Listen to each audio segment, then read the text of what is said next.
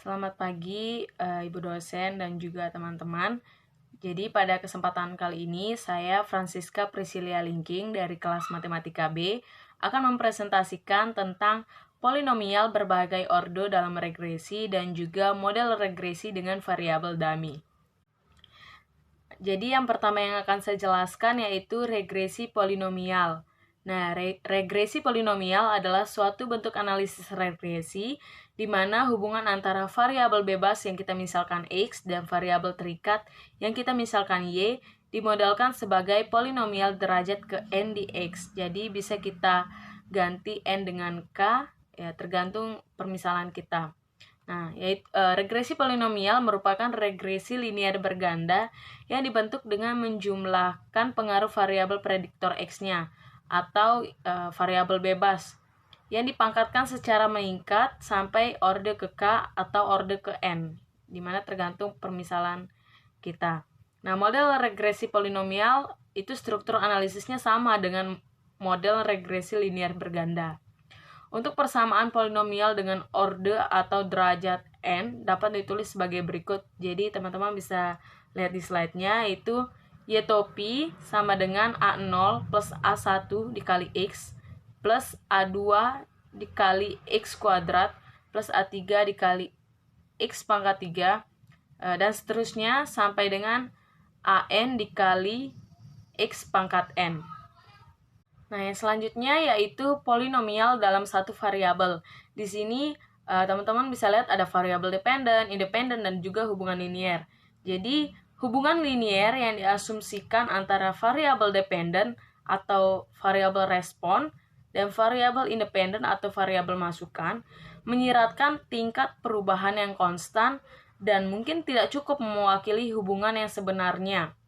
Nah, jadi kita di sini memisalkan dengan banyak deret waktu ekonomi seperti indeks inflasi dan produk domestik bruto menunjukkan tren dari waktu ke waktu yang mungkin tidak linier, seperti itu ya. Nah, dalam contoh lainnya itu waktu untuk memanggang kue yang bisa berkurang karena suhu oven yang meningkat, mungkin tidak turun secara linier juga. Nah, yang selanjutnya yaitu polinomial dalam satu variabel itu ada beberapa modelnya. Jadi yang pertama yaitu quadratic model. Nah, quadratic model merupakan model polinomial berorder 2 dengan mencakup X2 selain X. Nah, teman-teman bisa lihat di situ ada persamaannya, yaitu beta 0 plus B1 dikali X1 plus B2 beta 2 dikali X2. Nah, model yang selanjutnya itu model polinomial. Nah, model polinomial merupakan model polinomial yang bertingkat atau berorde paling tinggi. Contoh persamaannya seperti yang di atas, yaitu beta 0 plus B1 dikali X plus beta 2 dikali X kuadrat, dan seterusnya sampai beta P dikali XP. Yang selanjutnya yaitu kekurangan polinomial regresi. Jadi nilai kekurangan terhadap variabel independen merupakan alternatif pengujian kecukupan model yang dapat digunakan. Di sini ada permisalan, jika kita memiliki pengukuran replika NI di XI untuk I sama dengan 1 sampai dengan K, kita asumsikan bahwa XIS itu berbeda. Jadi NI lebih besar sama dengan 1 dan setidaknya 1 ini benar-benar lebih besar dari 1. Dalam hal ini dapat kita masukkan nilai A dikali K min 1 derajat polinomial dan jumlah kesalahan kuadrat akan memiliki derajat NI min K kebebasan. Nah, menggunakan polinomial derajat K min 1 sebagai model penuh dapat menguji kecukupan polinomial order rendah. Jadi dibiarkan YIJ menunjukkan J ke nilai replikasi variabel respon pada nilai ke I di XI dari variabel bebasnya. Yang selanjutnya yaitu pemodelan kurva respon. Jadi di sini dibagi menjadi 2. Yang pertama, regresi menjadi meringkaskan data. Nah, tujuannya yaitu penggunaan model regresi sederhana untuk meringkas pengamatan hubungan dalam kumpulan data tertentu.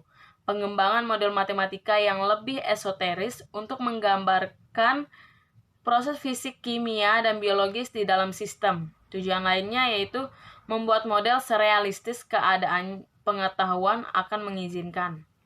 Nah, yang kedua yaitu regresi prediksi.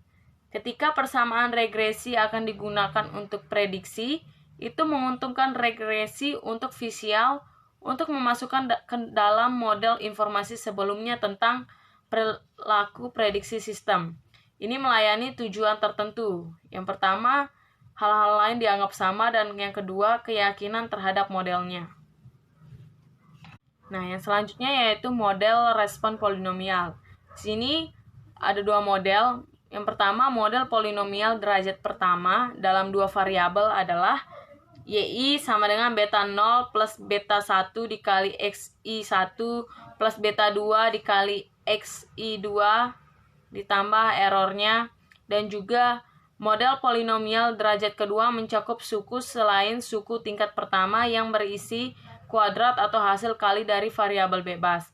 Nah, model polinomial derajat kedua penuh dalam dua variabel adalah seperti yang teman-teman bisa lihat di slide ya. Oke, yang selanjutnya kita masuk ke model variabel dummy. Nah, apa sih variabel dummy? Jadi variabel dummy itu adalah variabel yang digunakan untuk mengkuantitatifkan variabel yang bersifat kualitatif. Misalnya, jenis kelamin, ras, agama, perubahan kebijakan pemerintah, perbedaan situasi, dan yang lainnya. Variabel dummy merupakan variabel yang bersifat kategorikal yang diduga mempunyai pengaruh terhadap variabel yang bersifat kontinu. Variabel dummy juga sering disebut variabel boneka, variabel binari, kategorik, atau dikotom. Variabel dummy hanya mempunyai dua nilai, yaitu 1 dan nilai 0, serta diberi simbol D.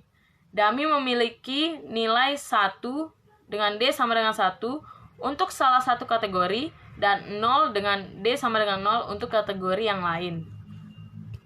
Yang selanjutnya yaitu pemanfaatan regresi dengan variabel dummy.